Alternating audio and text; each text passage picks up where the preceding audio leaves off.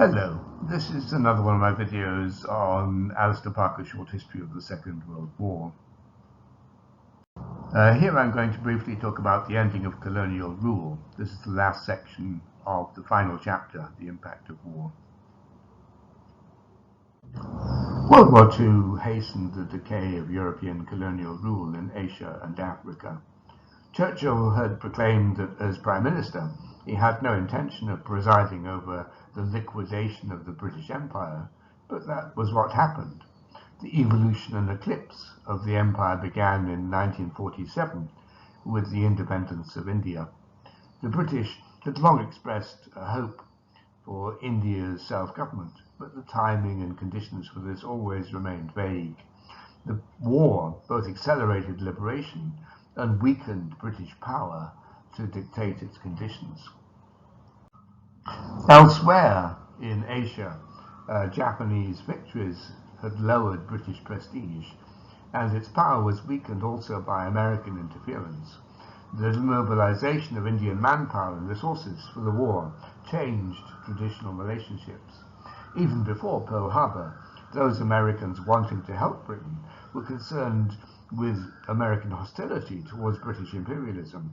And in August 1941, Roosevelt pointedly asked Churchill about British intentions towards India and the empire in general, a concern we voiced in subsequent meetings. In March 1942, the British promised freedom to India at war's end, under a constitution worked out by the Indians themselves.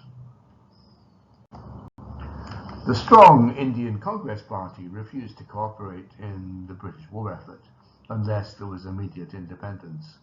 This the British refused to grant, and when there were signs of revolt, the British administrative machine, most of whose police and military were themselves Indian, remained in support. The leadership of the Congress Party was arrested. By the end of the war, however, the situation had changed. The war had diluted British control in India and placed severe stress on the economy, with rationing, requisitions and inflation making the British and the Indian landowning class, who were crucial to British rule, unpopular. Moreover, Indians who had worked for the British Raj now knew that the British were going to leave and had to ask themselves who would provide them with future reward and security.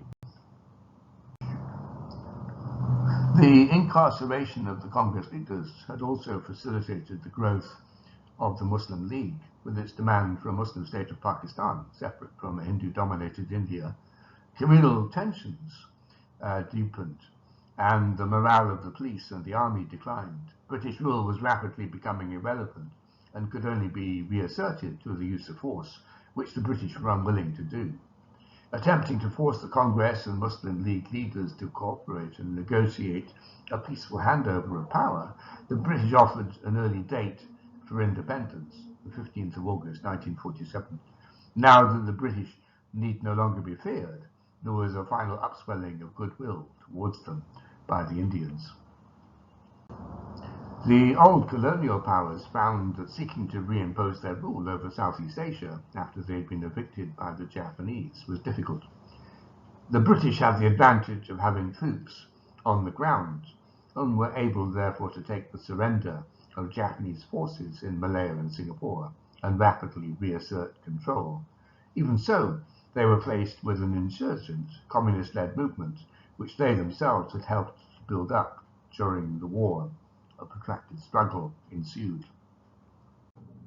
In the Dutch East Indies, the British accepted the Japanese surrender, but they were not strong enough to oppose the new nationalist movement which had grown under the Japanese, nor were the Dutch when they returned and tried to reimpose their rule. After vicious conflict, the Dutch accepted the independence of a newly independent Indonesia. In French Indochina, the British accepted the Japanese surrender in southern Vietnam and the Chinese nationalists in the north, this being the center of the new nationalist movement which had grown up during the war, with Ho Chi Minh proclaiming a provisional democratic republic on the 2nd of September 1945. When the French returned, they attempted to reassert their control and stamp out Vietnamese independence. A protracted war followed, lasting until 1954, and ending in French defeat and the division of the country into northern and southern states. French rule in North Africa was also challenged.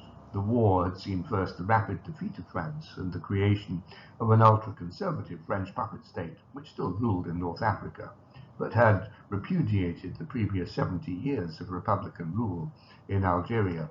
Then the massive invasion of the region by the Americans and the British in 1942 had nullified French Vichy rule and popularized hope for independence, with encouragement from a seemingly all-powerful and anti-colonialist United States. The Allied invasion of French North Africa also exacerbated social tensions, leading to shortages of goods and price rises. Three separate indigenous Algerian movements were all active. A Muslim reform movement aiming to restore Islamic purity, and two secular movements, one led by Fahad Abbas, seeking full equality with the French, and the other under Mesali Haj, seeking independence. Then, in February 1943, with American acquiescence, Abbas published a manifesto of the Algerian people calling for Algerian autonomy. The imposition of a Free French provisional government under de Gaulle in 1944 didn't lead to any significant change, despite a proclamation of equal rights between the French settlers and the indigenous population. Next, on the very day of the German surrender, on the 8th of May 1945, the Algerian Friends of the Manifesto publicized their demand for independence with what was intended to be a peaceful demonstration. However, the police fired on the demonstrators and widespread violence followed, eventually leading to the deaths of around 100 French settlers and 5,000 Muslim Algerians. Wikipedia gives much higher figures for the number of Algerian deaths. The French authorities were able to reimpose control, but rebellion resurfaced in 1954, leading to a vicious war of independence and eventual Algerian independence in 1962. World War II was followed by political stability in Europe, but instability in Asia and Africa. Outside of Europe, the great powers were no longer able to impose their control over the various native populations, nor were they agreed upon their respective spheres of influence between themselves. In the newly expanded communist world, the property-owning class and much of the intelligentsia suffered expropriation and deportation to the material advantage of some of the poorer peasantry and working class. In the industrial capitalist West, post-war economic reconstruction was unexpectedly followed by several decades of economic growth. Rather than a post-war shortage of dollars, which would have led to major difficulties in feeding and re-equipping surviving European economies, American grants and loans facilitated their growth. They also encouraged the political and economic integration of West Germany and Japan into the Western world. In the post-war period, Germany and Japan were transformed from enemies into prosperous friends of the Western democracies, allied in opposition to communist expansion. By the end of 1949, West German industrial production overtook pre-war levels, and a new federal republic appeared. The American occupation of Japan under the enlightened despotism of General Douglas MacArthur devoted itself for 2 to 3 active years to the demilitarization, democratization, and emancipation of Japanese society. After that, the fear of communist expansion shifted the emphasis to economic recovery, and even to what in practice was a reversal of some of the American drafted Constitution's prohibition of military forces. American aid was followed by a buying spree for the Korean War, which provided for Japan's balance of payments and stimulated expansion. Pre-war levels of production and consumption were exceeded within 6 years after the surrender in the midst of unprecedented economic growth. The economic hegemony of the United States, which resulted from World War II, was now used as a weapon of capitalist liberalism, helping to launch a post-war prosperity expressed and sustained by the economic miracles of the two great losers of the war. No solemn peace conference marked the end of World War II. Step by step, the great powers brought the new world of the late 20th century into being. A series of complex negotiations and meetings made the transition from a grand alliance of the United States, the Soviet Union, and Britain into new alliances directed against the Soviet Union. The formal culmination of this process occurred with the Paris Accords of the 23rd of October 1954, whereby the Allied occupation of West Germany ended, the British, French, and American troops remaining in Germany simply to help in its defense, and West Germany being invited to join NATO. So many thanks to you for listening, and particular thanks to my patrons for their kind support and encouragement. Without them, I wouldn't be able to make these videos. You're very welcome to support my channel if you so wish. Please do like, comment, and share on the videos. It really does help.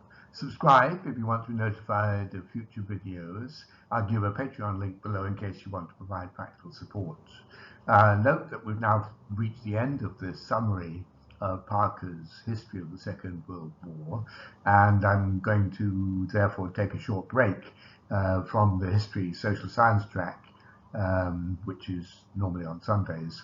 My religion track, which comes out on Thursdays, will continue as normal. Have a good day.